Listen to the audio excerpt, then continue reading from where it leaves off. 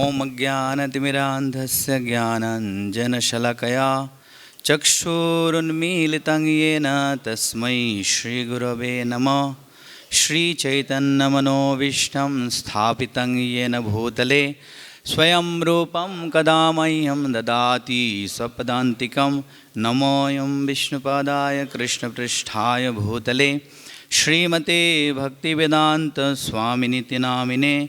नमस्ते सारस्वतीदेवे गौरवाणी प्रचारिणे निर्विशेषा शून्यवादी पाश्चात्यदेशतारिणे। हे कृष्ण करुणा सिंधु दीनबंधु जगत्पते गोपेश गोपिकाकांत राधाकांत नमस्तुते। तप्त कांचन गौरांगी राधे वृंदावनेश्वरी वृषभानुसुते देवी प्रणमामि हरिप्रिये।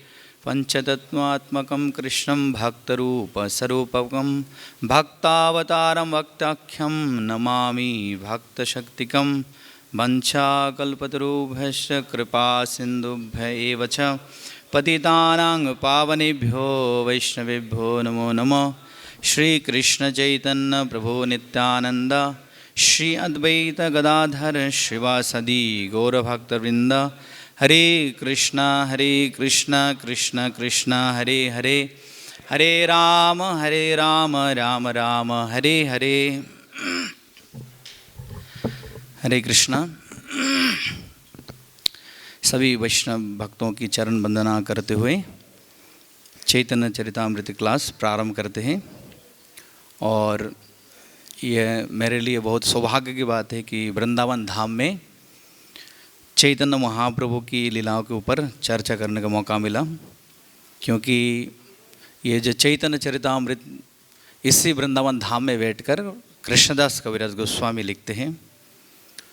और एक अद्भुत शास्त्र है। कृष्णदास कविराज गोस्वामी लिखते हैं कि आमी वृद्ध जरातुर लिखित कापयकर, कि मैं वृद्ध हो चुका हूँ और जब मैं लिखता हूँ तो मेरा हाथ कांपने लगते हैं, तो वो लिखी ये बड़ा विस्मय। फिर भी मैं चैतन्य चरितामृत चैतन्य महाप्रभु की जीवनी में लिख पा रहा हूँ, ये सबसे बड़ी आश्चर्य की बात है। और ये भगवान राधा मदन मोहन की कृपा से कृष्णदास कविराज गोस्वामी इस प्रकार से लिखते हैं।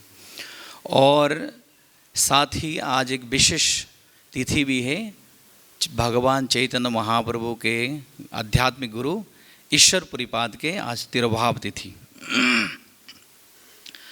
तो चैतन्य चरितामृत और ईश्वरपुरीपाद दोनों की जो स्टोरी दोनों एक साथ में कनेक्टेड हैं। और इसी चैतन्य चरितामृत के बारे में कृष्णदास कविराज गोस्वामी लिखते हैं कि चैतन्य चरितामृत अमृतेर सिंधु, चैतन्य चरितामृत अमृत का सागर है। चैतन्य चरितामृत अमृतेर सिंधु जगत आनंद भाषाएं तार एक बिंदु। चैतन्य चरितामृत के एक बिंदु, एक श्लोक भी पूरे संसार को आनंद के समुद्र में डुबा सकते हैं, इतनी शक्ति है चैतन्य चरितामृत में, है ना। प्रभुपाद जब अमेरिका जा रहे थे जलदूत जहाज में, तो दो बार हार्ट अटैक होने के बावजूद प्रभुपाद अमेरिका पहुंचते हैं और कृष्ण भक्ति प्रचार करते हैं। तो प्रभुपाद अपने शिष्यों को एक बार बता रहे थे कि जब कुछ शिष्यों ने पूछा था शिला प्रभुपाद जी से कि प्रभुपाद जी आपको इतनी शक्ति कहाँ से मिली, तो प्रभुपाद बता रहे थे कि उस समय प्रभुपाद जहाज में एक छोटी सी चैतन्य चरितामृत की पुस्तिका प्रभुपाद साथ में ले जा रहे थे। और प्रभुपाद बता रहे थे कि मुझे वो शक्ति चैतन्य चरितामृत से मिल रहा था उस समय जहाज में। तो उस समय श्रील प्रभुपाद चैतन्य चरितामृत जहाज में पढ़ रहे थे।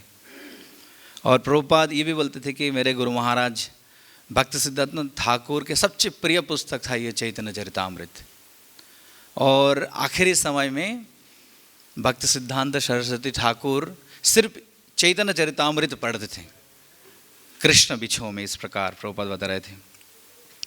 तो प्रभुपाद इसी आदि लीला के भूमिका में प्रभुपाद लिखते हैं कि मेरे गुरु महाराज भक्त सिद्धांत ठाकुर कहते थे ऐसा एक दिन आएगा जो पूरे विश्व के सब लोग बंगाली भाषा सीखेंगे सिर्फ चैतन्य चरितामृत की रस आस्वादन करने के लिए। तो इसमें ही प्रभुपाद ये लिखते हैं। और प्रभुपाद साथ में ये बोलते हैं कि ये चैतन्य चरितामृत जो है पोस्ट ग्रेजुएट की किताब है, भगवद गीता स्कूल के लिए, श्रीमद् भागवतम कॉलेज के लिए, और चैतन्य चरितामृत यूनिवर्सिटी पोस्ट ग्रेजुएशन के लिए। तो इसका मतलब ये नहीं हम नहीं समझ पाएंगे चैतन्य चरितामृत। कृष्णदास कविराज गोस्वामी इस प्रसंग में एक चीज लिखते हैं, लिखते कोई अगर चैतन्य चरितामृत अगर नहीं भी समझते फिर भी अगर कंटिन्यू सुनते रहे, चैतन्य महाप्रभु की कृपा से वो समझ जाएंगे। तो वो लिखते हैं इसमें कि जेबा नाही भूजे के हो, सुनीते सुनीते से हो कि अद्भुत चैतन्य चरित। कि अगर कोई चैतन्य चरितामृत नहीं भी समझते हैं पर वो कंटिन्यूअस सुनते रहते हैं चैतन्य महाप्रभु की अद्भुत लीलाएं, तो बता रहे कि कृष्ण उपजीवे प्रति, वो बहुत जल्दी सिर्फ चैतन्य चरितामृत सुनने से ही भगवान कृष्ण के चरणों में प्रीति प्रेम प्राप्त कर सकते हैं। इस प्रकार चैतन्य चरितामृत के महत्व। तो आज चैतन्य चरितामृत के आदि लीला प्रथम अध्याय श्लोक क्रमांक 20 से हम लोग चर्चा करेंगे। और साथ में इसमें मुझे कहा गया 20 से 30 नंबर श्लोक तक चर्चा करने के लिए, पर हम लोग एक श्लोक चर्चा करेंगे, बाद में ईश्वर पुरीपाद के बारे में चर्चा करेंगे। डिस्प्ले ठीक है। चैतन्य चरितामृत आदि लीला अध्याय 1 श्लोक क्रमांक 20। जय जय श्री चैतन्य जयो नित्यानंद, जयाद्वैत चंद्र जयो गौर भक्त वृंदा।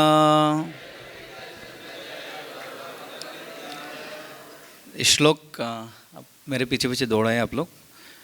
ग्रंथेर आरंभे करी मंगलाचरण, गुरु वैष्णव भगवान तीनेरो स्मरण। ग्रंथेर आरंभे करी मंगलाचरण, गुरु वैष्णव भगवान तीनेरो स्मरण।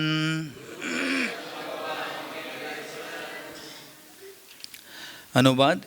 इस कथा के आरंभ में मैंने गुरु भगवान के भक्तों तथा भगवान का स्मरण करने मात्र से उनके आशीर्वाद की कामना की है। कृपया मेरे पीछे पीछे बोलिए। इस कथा के आरंभ में मैंने गुरु भगवान के भक्तों तथा भगवान का स्मरण करने मात्र से उनके आशीर्वाद की कामना की है। तो कृष्णदास कविराज गोस्वामी मंगलाचरण में करीब 14 श्लोक बताते हैं, और इसमें एक प्रकार से एक एक करके ब्रीफ करेंगे आगे जो श्लोक आ रहे हैं। और इसी मंगलाचरण में 3 चीज़ के बारे में वर्णन करते हैं, गुरु वैष्णव और भगवान। तो ग्रंथ आरंभ है, तो ग्रंथ के आरंभ में मंगलाचरण में गुरु वैष्णव भगवान की स्मरण करना चाहिए। जिस प्रकार हम लोग क्लास से पहले किसी भी आध्यात्मिक विषय चर्चा करने से पहले मंगलाचरण करते हैं। तो मंगल आचरण, मंगल ऑस्पिशियस आचरण मतलब व्यवहार। तो जो आचरण हमें मंगल लेके आते हैं हमारे जीवन में, वो है मंगलाचरण, है ना। तो मंगलाचरण हम इसलिए करते, गुरु वैष्णव भगवान तीनों से हम कृपा की याचना करते हैं आध्यात्मिक विषय, ताकि हम समझ सके ये आध्यात्मिक विषय के ऊपर हम बोल सके। इसलिए गुरु वैष्णव भगवान को हम स्मरण करते हैं, उनसे प्रार्थना करते हैं। क्योंकि आध्यात्मिक विषय जो है हम अपनी बुद्धि से हम समझ नहीं सकते, ना तो वर्णन कर सकते। तो गुरु वैष्णव भगवान की कृपा से ही हम आध्यात्मिक विषय वर्णन कर सकते हैं। इसलिए हम एक प्रकार से उनको स्मरण करते और उनको क्रेडिट देते कि हम जो कुछ चर्चा करने जा रहे हैं आज के क्लास में, कक्षा में, ये आप ही की कृपा से हम वर्णन कर रहे हैं। ये जो कंसेप्ट मंगलाचरण की, ये भौतिक संसार में है नहीं। भौतिक संसार में जैसे आप स्कूल कॉलेज में जाते हैं, फॉर एग्जांपल जैसे कोई फिजिक्स क्लास में जाते हैं, तो हमारे फैकल्टी टीचर आके बोलते हैं कि चलो हम सब लोग पहले आइंस्टाइन को प्रणाम करते हैं, उसके बाद क्लास शुरू करेंगे। बोलते नहीं है, क्योंकि भौतिक संसार में कोई और किसी को क्रेडिट नहीं देना चाहते हैं। हम लोग इसलिए मंगलाचरण करते हैं ताकि हम जानते ये हमारी प्रयास से नहीं हो सकते, उनकी कृपा से ही हो रहा है ना। और ये कृष्णदास कविराज गोस्वामी बता रहे कि ग्रंथ आरंभ है, ग्रंथ की शुरू में वो मंगलाचरण कर रहा है।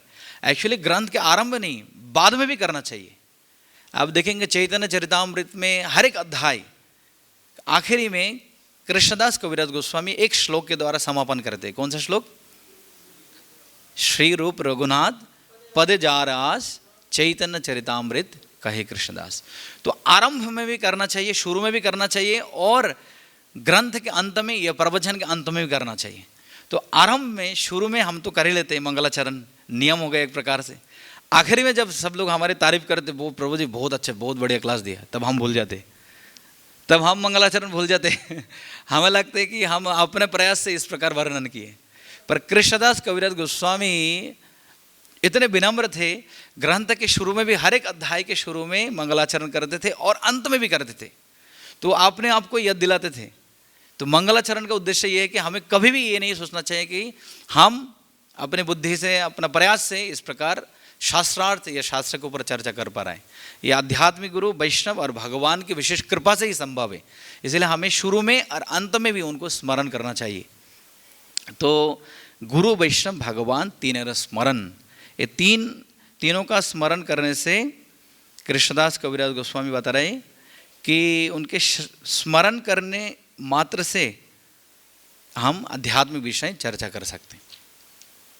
तो आज इसमें बता रहे गुरु, वैष्णव, भगवान। आज भगवान चैतन्य महाप्रभु के गुरु ईश्वरपुरीपाद के तिरुभाव तिथि, और ईश्वरपुरीपाद जो है भक्ति लता बीज के द्वितीय अंकुर माना जाते हैं उनको। चैतन्य चरितामृत में वर्णन है कि ईश्वरपुरीपाद माधवेंद्रपुरी के शिष्य थे। माधवेंद्रपुरी के 3 प्रमुख शिष्य, ईश्वरपुरी, भगवान नित्यानंद प्रभु और माधवेंद्रपुरी। माधवेंद्रपुरी के 3 शिष्य, ईश्वरपुरी, चैतन्य महाप्रभु ईश्वरपुरी के शिष्य हैं, नित्यानंद प्रभु।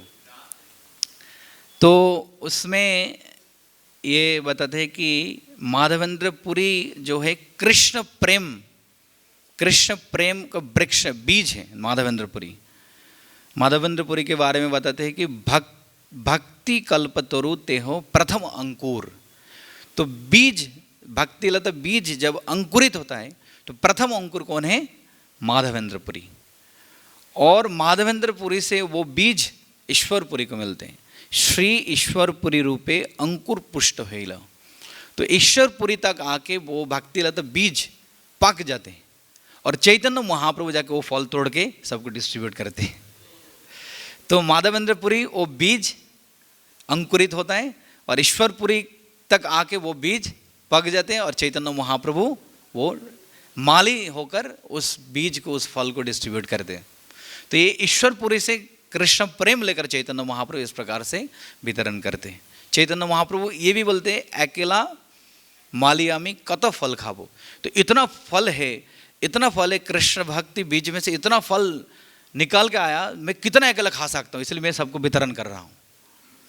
तो वो माधवेंद्रपुरी के शिष्य ईश्वरपुरी है, जिनमें से एक कृष्ण प्रेम प्रथम इस प्रकार पक्का होने लगा। तो ईश्वरपुरी का जो जन्म स्थान है ये कुमारहाट एक जगह है बंगाल में, कलकत्ता के पास करीब 1 घंटा दूरी में। और ईश्वरपुरी जहाँ पे रहते थे उसी जगह में अभी भी एक आश्रम है, और बहुत से और भी चैतन्य महाप्रभु के जो पार्षद थे उनके आविर्भाव स्थान उसी जगह में, जैसे कोविकर्णपुर, शिवानंद सेन, इवन श्रीवास ठाकुर जो पंचतत्व में आते, श्रीवास ठाकुर और उनके जितने भाई है, चैतन्य महाप्रभु के अप्रकट के बाद ये सब उसी जगह में शिफ्ट हो जाते। तो वो जगह काफ़ी महत्वपूर्ण, और अभी इस समय वर्तमान में उस जगह का नाम चैतन्य डोबा कहा जाते। चैतन्य डोबा इसलिए क्योंकि चैतन्य महाप्रभु जब ईश्वरपुरी से दीक्षा लेते हैं, और दीक्षा के उपरांत चैतन्य महाप्रभु जब वापस नवद्वीप आ रहे थे गया से, तो उस समय उसी स्थान होकर चैतन्य महाप्रभु गुजर रहे थे, कुमारहाट।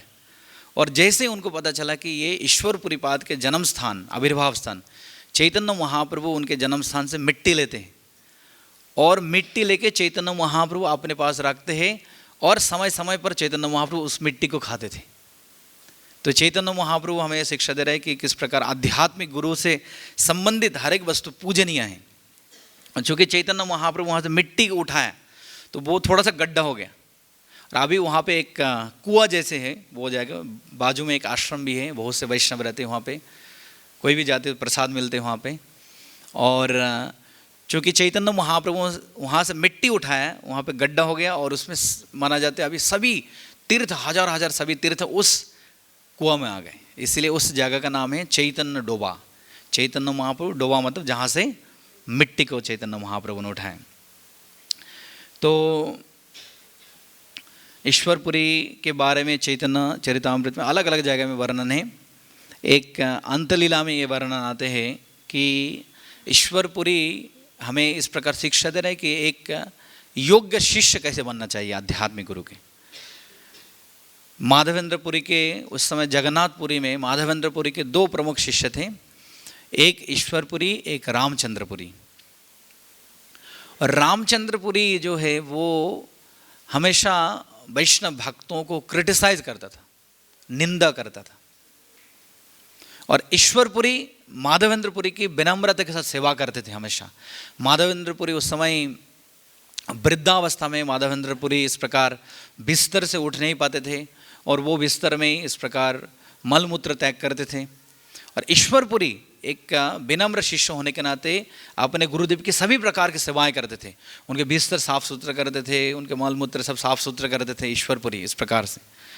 तो ये वर्णन है ईश्वरपुरी गोसाई करे श्री पाद सेवन। ईश्वरपुरी इस प्रकार माधवेंद्रपुरी के पाद सेवन करते थे रोज, और स्वहस्ते करें मल मूत्रादि मार्जन। रोज माधवेंद्रपुरी के मल मूत्र मार्जन करते थे, साफ सुथरा करते थे। और इस प्रकार वो माधवेंद्रपुरी को कृष्ण लीला श्रवण कराते थे माधवेंद्रपुरी के अंत समय में, है ना। और इस प्रकार ईश्वरपुरी के सेवा में प्रसन्न होकर माधवेंद्रपुरी ईश्वरपुरी को ये वरदान देते हैं कि वर दिला कृष्ण तुम्हार होक प्रेमधन। ये वर देते जब आध्यात्मिक गुरु एक शिष्य के प्रति प्रसन्न होते तो क्या वर देते, तुम्हें कृष्ण प्रेम प्राप्त हो। इस प्रकार से शेई होते ईश्वरपुरी प्रेमेरो सागर। और जब से आध्यात्मिक गुरु माधवेंद्रपुरी की कृपा मिले तब से ईश्वरपुरी प्रेम का समुद्र बन गए। तो ये दो उदाहरण आते, दो शिष्य के उदाहरण, एक रामचंद्रपुरी, एक ईश्वरपुरी। ईश्वरपुरी इस प्रकार सेवा करते थे अपने गुरुदेव की, और रामचंद्रपुरी क्या करता था, उल्टा उपदेश देता था। माधवेंद्रपुरी उस समय कृष्ण विरह में रोते थे, अपने आंखों से आंसू बहाते थे, और वो बोलते थे, ओ हे मथुरानाथ दीन दयार्द, हे मथुरानाथ, हे दीन दयाल कृष्ण, कब आपके दर्शन मिलेगा। इस प्रकार से रोते थे माधवेंद्रपुरी। और उनके शिष्य जो है रामचंद्रपुरी जाके बोलते थे, गुरु महाराज आप क्यों रो रहे हैं, तो आपको शास्त्र पढ़ना चाहिए, वेदांत अध्ययन करना चाहिए, आपके अंदर ज्ञान नहीं है इसलिए आप रो रहे हैं भगवान कृष्ण के लिए। एक शिष्य ईश्वरपुरी जो किस प्रकार से उनके गुरुदेव की सेवा की, और एक शिष्य उनको उपदेश दे रहा है। और माधवेंद्रपुरी तो उस समय इतने नाराज हो गए कि मैं कृष्ण विछो में कृष्ण दुखी हो रहा हूँ और ये मूर्ख है मुझे उपदेश देने के लिए, दूर हो जा मेरे सामने से। तो ये दो उदाहरण ईश्वरपुरी के द्वारा हमें चैतन्य महाप्रभु शिक्षा दे रहे हैं कि जब हम आध्यात्मिक गुरु किसी वैष्णव की निंदा करते हैं तो हम कृष्ण प्रेम से वंचित हो जाते हैं, और आध्यात्मिक गुरु की और वैष्णवों की अगर हम सेवा करते हैं तो कृष्ण प्रेम मिलते हैं। इसलिए ईश्वरपुरी के पास चैतन्य महाप्रभु आए। चैतन्य महाप्रभु ईश्वरपुरी को गुरु के रूप में स्वीकार किया, इसका मतलब साक्षात कृष्ण उनके पास आ गए। तो एक उदाहरण है चैतन्य महाप्रभु से दूर चले गए, कौन, रामचंद्रपुरी। और एक उदाहरण चैतन्य महाप्रभु उनके पास आ गए, और वो रामचंद्रपुरी आध्यात्मिक गुरु की दोष देखते देखते वो कहाँ तक पहुँच गए, भगवान चैतन्य महाप्रभु के दोष दर्शन कर रहा था। तो जब कोई दोष दर्शन करते, किसी वैष्णव की निंदा करते हैं, तो वो वहाँ पे नहीं रोकते। पहले वैष्णव के दोष दर्शन करते, बाद में आध्यात्मिक गुरु के दोष दर्शन करते, बाद में भगवान के दोष दर्शन करते। तो माधवन रामचंद्रपुरी पहले वैष्णवों के दोष दर्शन करता था। सभी वैष्णवों को अपने घर पे निमंत्रण देकर बोलते थे, जितने चैतन्य महाप्रभु के भक्त हैं सब मेरे घर पे आज निमंत्रण है प्रसाद के लिए। और सबको रामचंद्रपुरी सबको प्रसाद खिलाते थे, ठूस ठूस के प्रसाद खिलाते थे, खुद सर्विस करते थे। सब लोग बोलते थे प्रभु हो गया, बोले नहीं और लेना है आपको। और बाद में सारे प्रसाद खत्म करने के बाद रामचंद्रपुरी इस प्रकार आसन में बैठकर निंदा शुरू करता था। मैंने सुना था चैतन्य महाप्रभु के भक्त लोग बहुत ज्यादा खाते हैं, आज मैंने साक्षात अपने आंखों से देख लिया। तो वैष्णव की निंदा करने से कई बार हम लोग ऐसे बोलते थे, अरे ये भक्त, ये प्रभु बहुत मोटा है, बहुत ज्यादा खाता है। तो ये बहुत बड़े अपराध है। और ये वैष्णव अपराध यहाँ पे नहीं रुकते, बाद में कहाँ जाते हैं, गुरु तक। और माधवेंद्रपुरी के चरण में इस प्रकार अपराध किया। तो हमें ये नहीं सोचना चाहिए कि वैष्णव अपराध करने से वहाँ रुक जाएगा, नहीं, वैष्णव अपराध कहाँ जाएगा, गुरु तक। और गुरु के चरण में अपराध करने से भगवान तक पहुँच जाएगा। चैतन्य महाप्रभु जब गंभीरा में रहते थे, ये वो रामचंद्रपुरी चैतन्य महाप्रभु के कमरा से जब चीटी की लाइन आ रहा था, चैतन्य महाप्रभु के पास जाके बोल रहे, महाप्रभु आपने जरूर कुछ मिठाई छुपा के रखा अपने घर पे, नहीं तो चीटी क्यों आ रहा है आपके घर पे। जरूरी नहीं कि इंडिया में चीटी हर जगह आता है, ऐसे जरूरी नहीं कि आप मिठाई छुपा के रखने के बाद चीटी आता है। तो वैष्णव अपराध, गुरु अपराध, भगवान के चरण में अपराध। तो ये रामचंद्रपुरी के पतन कहाँ से हुआ, जब से माधवेंद्रपुरी के चरण में इस प्रकार अपराध की। तो ईश्वरपुरी को ये आशीर्वाद देते हैं माधवेंद्रपुरी कि कृष्ण तुम्हार हौक प्रेमधन, तुम इस प्रकार से आध्यात्मिक गुरु की सेवा की, तो मैं तुम्हें यह वरदान देता हूँ कि कृष्ण प्रेम धन तुम्हें प्राप्त होगा। तो इस प्रकार चैतन्य महाप्रभु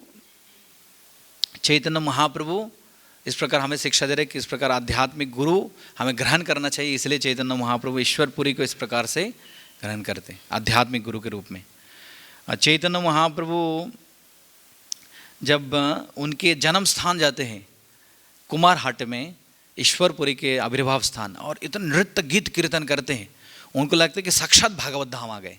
तो आध्यात्मिक गुरु के आविर्भाव स्थान जो है भगवान के आविर्भाव स्थान से अभिन्न है। इस प्रकार से चैतन्य महाप्रभु बता रहे हैं ना। और देखिए चैतन्य महाप्रभु साक्षात भगवान होते हुए भी ईश्वरपुरी पाद के एक वाक्य को कितने सिंसियरली लिया।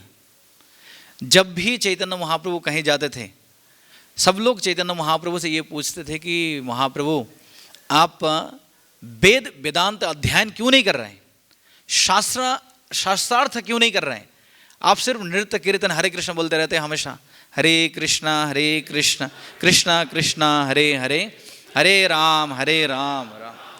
जैसे प्रकाशानंद सरस्वती वाराणसी में चैतन्य महाप्रभु के इस प्रकार से बताएं कि आप हमेशा नृत्य कीर्तन करते रहते हो, हमेशा वेद वेदांत अध्ययन क्यों नहीं कर रहे हो।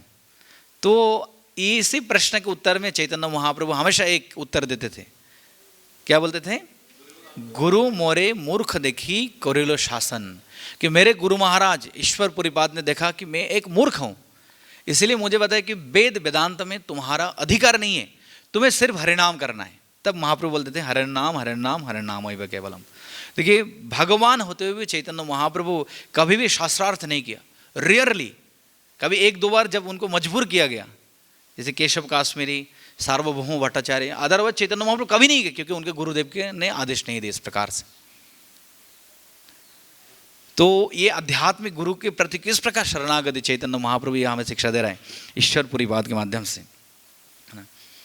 चैतन्य महाप्रभु इसलिए प्रभुपाद ये बताते कि हमें आध्यात्मिक गुरु के प्रति हमेशा आभार रहना चाहिए। प्रभुपाद एक प्रवचन में कहते हैं कि हमें लगता है कि हम आध्यात्मिक गुरु के लिए बहुत कुछ कर लिया, और प्रभुपाद पूरे क्लास में आध्यात्मिक गुरु की महिमा वर्णन करने के बाद प्रभुपाद बोलते हैं कि आध्यात्मिक गुरु को तुम दे भी क्या सकते हो। और प्रभुपाद उस समय ये वर्णन करते हैं कि चैतन्य महाप्रभु के साथ सनातन गोस्वामी की जो वार्तालाप है, जिसमें चैतन्य महाप्रभु एक एक करके जो भक्ति लता बीज के बारे में बताते हैं। चैतन्य महाप्रभु बोलते कि इस धरती में 84 लाख प्रकार के प्रजाति हैं। उसमें से 3 प्रकार के हैं, स्थलचर जमीन में रहने वाला, आकाश में रहने वाला और पानी में। और जो जमीन में रहते हैं उसमें से अधिकांश पशु हैं, और जो मनुष्य हैं उसमें से अधिकांश जो है वेद को नहीं मानते। जो वेद को नहीं मानते हैं, जो वेद को मानते हैं उसमें से अधिकतर कर्मकांडी हैं, और जो कर्मकांडी है उसमें से 1-2 लोग ज्ञानी बनते हैं, और ऐसे करोड़ों करोड़ों ज्ञानी में से एक कृष्ण भक्त बनते हैं। कोटि ज्ञानी मध्य हाय दुर्लभ एक कृष्ण भक्त। और उसके बाद ही चैतन्य महाप्रभु ये श्लोक कहते हैं, ब्रह्मांड भ्रमित कोनो भाग्यवान जीव गुरु कृष्ण प्रसाद पाए। तो ये इंपॉर्टेंस बता रहे कि देखिए एक कृष्ण भक्त होना कितना दुर्लभ। मुक्तानाम अपि सिद्ध्यानाम वासुदेव परायण सुदुर्लभ महात्मा कोटिशुपि महामने। करोड़ों करोड़ों महामुनि में से एक कृष्ण भक्त बनते। और बाद में प्रभुपाद वो श्लोक वर्णन करने के बाद प्रभुपाद बता रहे हैं कि वो कृष्ण भक्त कैसे बनते हैं, आध्यात्मिक गुरु की कृपा से, गुरु कृष्ण प्रसाद पाए। तो कितने इंपॉर्टेंट आध्यात्मिक गुरु की सेवा, आध्यात्मिक गुरु के प्रति आभार है ना। तो इस प्रकार से चैतन्य महाप्रभु ये हमें शिक्षा दे रहे हैं। और चैतन्य महाप्रभु के साथ फर्स्ट जो मुलाकात हुआ था ईश्वरपुरीपाद के, वो नवद्वीप में। चैतन्य महाप्रभु जब उस समय गुरुकुल के बच्चों को पढ़ाते थे, उस समय ईश्वरपुरीपाद एक बार नवद्वीप मायापुर में आते हैं। तो करीब 1 महीना वहाँ पर थे। और उस समय एक दिन जब चैतन्य महाप्रभु अपने स्टूडेंट के साथ जा रहे थे, तो नवद्वीप की गलियों में ये ईश्वरपुरीपाद देखते हैं। और ईश्वरपुरीपाद ये पूछते हैं, आप कौन हो, आपका नाम क्या है। चैतन्य महाप्रभु तो बात नहीं रहे थे, पर चैतन्य महाप्रभु के साथ में जितने स्टूडेंट थे सब लोग बोल रहे ये सबसे प्रसिद्ध निमाय पंडित, बहुत बड़ा व्यक्ति है, केशव कश्मीरी को हराया इन्होंने। लेकिन चैतन्य महाप्रभु बोलते नहीं नहीं, मैं एक मूर्ख व्यक्ति हूँ, आप मुझे शिक्षा दीजिए। आप ईश्वरपुरीपाद हैं और हमारे घर पे आए, इस प्रकार प्रसाद ग्रहण करने के लिए आए।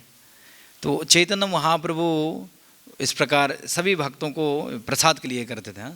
तो चैतन्य महाप्रभु कितने केयरिंग है सभी भक्तों के प्रति। इवन हम देखते हैं हरिदास ठाकुर, जब हरिदास ठाकुर की तबीयत खराब हो जाती, चैतन्य महाप्रभु खुद प्रसाद भेजते थे। इवन जब बंगाल से हर साल 200 भक्त आते थे जगन्नाथपुरी में रथ यात्रा के समय, चैतन्य महाप्रभु पहले जगन्नाथपुरी मंदिर से प्रसाद लेकर उनके कमरे में सेव करके रखते थे। तो ये एक वैष्णव ट्रेडिशन है ना। तो इस प्रकार से ईश्वरपुरी चैतन्य महाप्रभु के घर पे आते हैं, उनको प्रसाद, चैतन्य महाप्रभु तो खुद भोजन बना के ईश्वरपुरीपाद को अपार करते इस प्रकार से। तो और बाद में चैतन्य महाप्रभु ईश्वरपुरीपाद के चरण पाद प्रक्षालन करके चरण जो जल है चैतन्य महाप्रभु खुद धारण करते।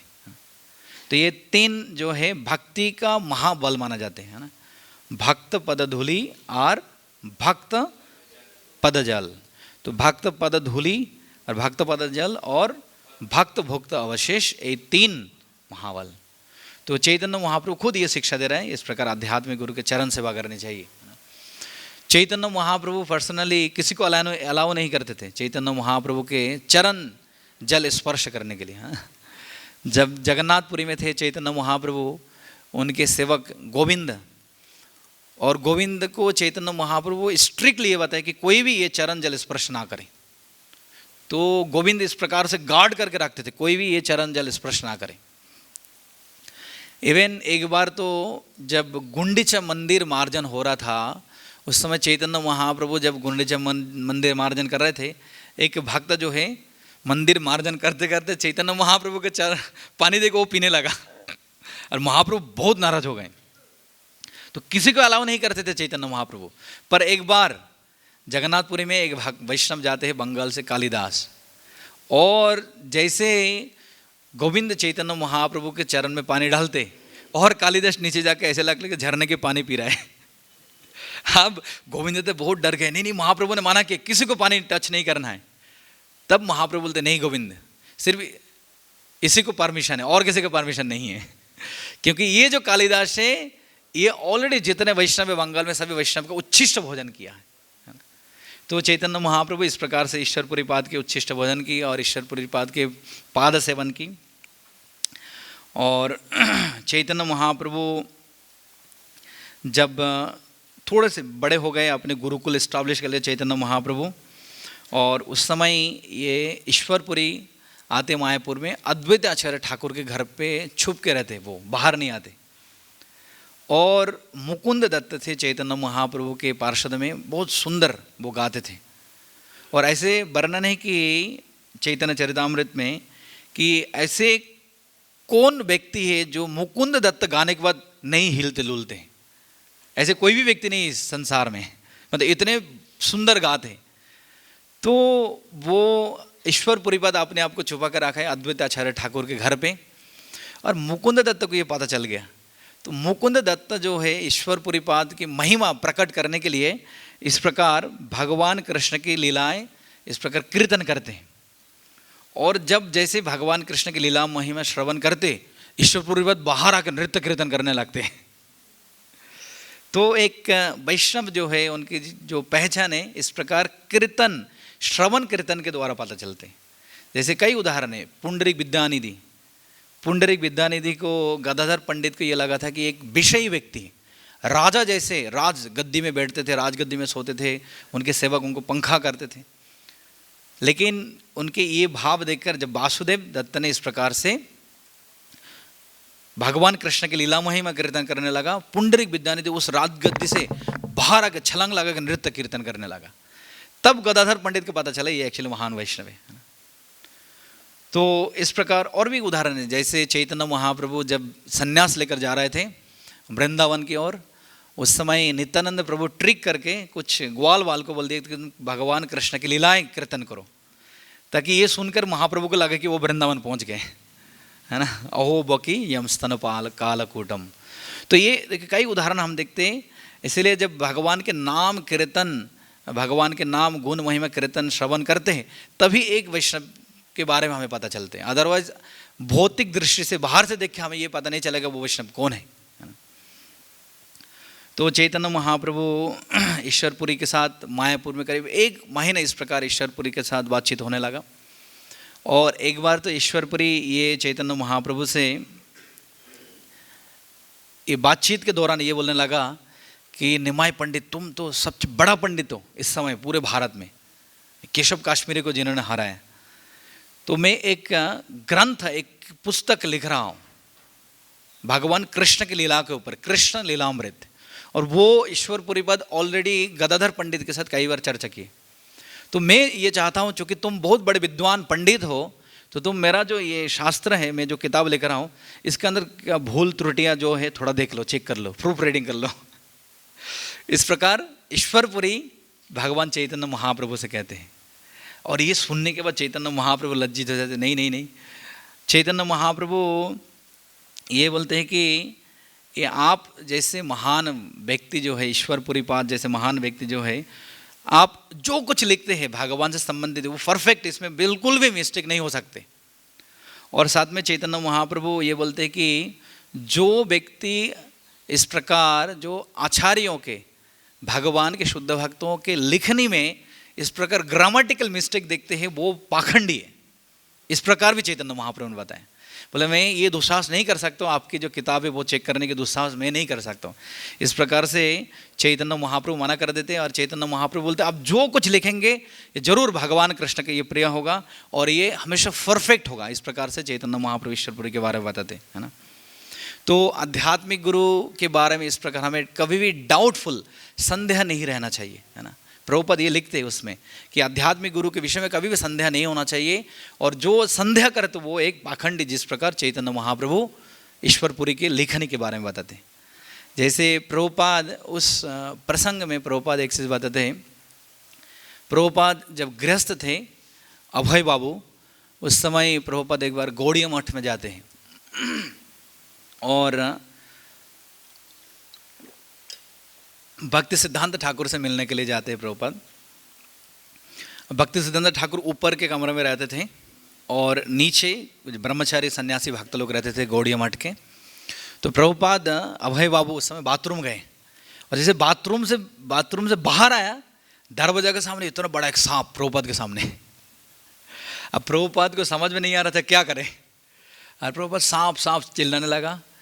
और थोड़ी देर में जितने ब्रह्मचारी थे गौड़िया मठ के, ब्रह्मचारी सन्यासी सब लोग बाहर आ गए। अब इनको ये समझ में नहीं आ रहा था क्या करें। सांप को भागाना चाहिए, मरना चाहिए, नहीं ऐसे छोड़ देना चाहिए। तो वो आपस में चर्चा कर रहे हैं और एक प्रकार से मतलब हड़बड़ी हो गया, सब लोग चिल्ला रहे ये सांप सांप सांप। अभय बाबू बाथरूम से बाहर नहीं आ पा रहे थे। तो ये आवाज़ सुनकर भक्ति सिद्धांत ठाकुर ऊपर से नीचे आ जाते और भक्ति सिद्धांत ठाकुर बोलते क्या हो रहा है? गुरु महाराज ये सांप, अभय बाबू बाथरूम के भीतर है, वो बाहर नहीं आ पा रहे थे। और भक्ति सिद्धांत ठाकुर इतने नाराज हो जाते, तुम लोग अभी भी देख रहे हैं ये दृश्य, जाओ लाठी लेके आओ, सांप को मारो। तो एक सन्यासी आके सांप को मार देते हैं। लेकिन प्रभुपाद चूंकि काफ़ी विद्वान थे, तो प्रभुपाद को उस समय थोड़ा सा मन में खटका लगते, अरे मैं आध्यात्मिक व्यक्ति, सज्जन व्यक्ति, साधु व्यक्ति सांप को मारने के लिए बोला, उनके मन में बिल्कुल भी दया नहीं है। तो प्रभुपाद बता रहे थे कि मेरे मन में ये जो डाउट है कई साल तक रहा, लेकिन एक बार जब मैंने भागवतम के 7वां स्कंद पढ़ रहा था, जिसमें प्रहलाद महाराज की स्तुति भगवान नरसिंह देव के प्रति, और भगवान नरसिंह तो शांत नहीं हो रहे थे, हिरण्यकश्यप को मारने के बावजूद वो शांत नहीं हो रहे थे। उस समय प्रहलाद महाराज इस प्रकार प्रहलाद महाराज बता रहे थे कि मोदेत साधु ऋषि वृश्चिक सर्प हत्या, कि हे भगवान नरसिंह देव कभी कभार साधु मुनि ऋषि भी सांप बिच्छू मरने से आनंद लेते हैं। तो प्रभुपाद जब ये श्लोक पढ़ा, प्रभुपाद बोला अच्छा, मेरे मन में ये संदेह कितने साल तक था, अभी मुझे पता चला मेरे गुरु महाराज सांप को भी मारने के लिए बोलते भागवतम के आदेश पर। तो भागवतम में लिखा है साधु महात्मा आनंद लेते सांप मरने से। तो ये चैतन्य महाप्रभु इस प्रकार ईश्वर पुरीपाद को बता रहे कि ये कभी भी आध्यात्मिक गुरु के वाणी में संशय नहीं होना चाहिए, डाउट नहीं होना चाहिए, है ना। और साथ में चैतन्य महाप्रभु ये इस प्रकार से बताते हैं हमें आध्यात्मिक गुरु के विषय में, इस प्रकार जब भगवान के कोई शुद्ध भक्त कुछ लिखते इसमें ग्रामेटिकल या छोटा मोटा त्रुटि उसमें नहीं देखना चाहिए, उनके उद्देश्य के वो देखना चाहिए, है ना।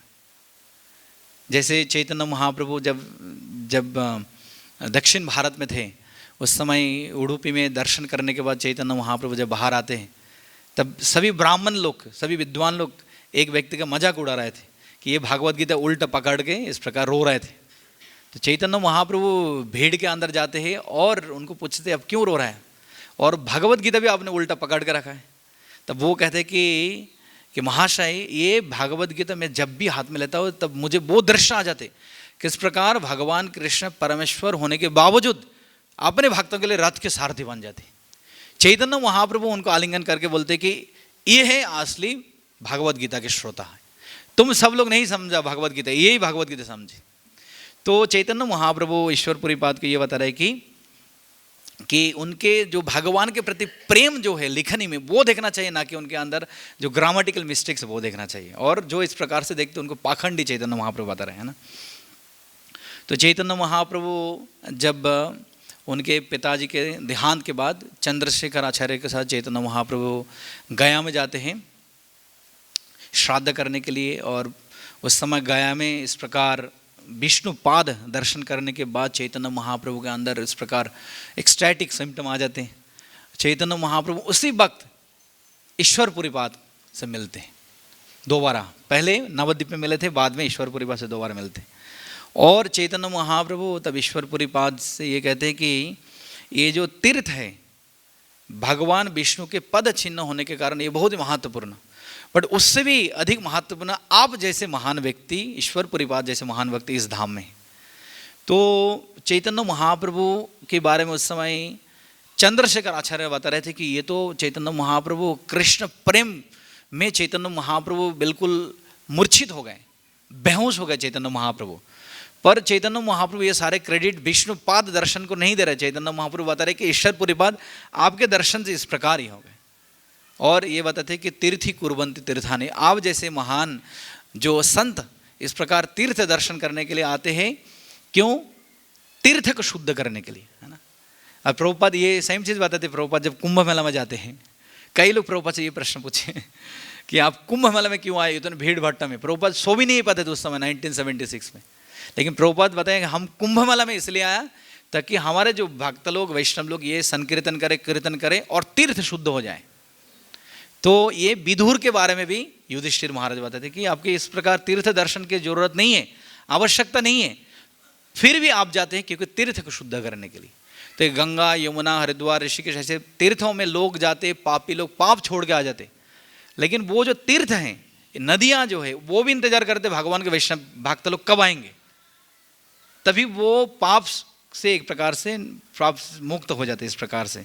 तो चैतन्य महाप्रभु इस प्रकार से ईश्वरपुरी से स्तुति करते, प्रार्थना करते हैं और ईश्वरपुरी पाद से इस प्रकार दीक्षा की याचना करते हैं। चैतन्य महाप्रभु तब बिल्कुल ईश्वरपुरी से दीक्षा लेने के लिए इंसिस्ट करते, डिटरमाइंड हो जाते कि मुझे दीक्षा लेना है, आपसे मुझे दीक्षा लेना है। ईश्वरपुरी इस प्रकार नहीं देना चाह रहे थे क्योंकि ईश्वरपुरी जानते थे ये भगवान साक्षात है ना।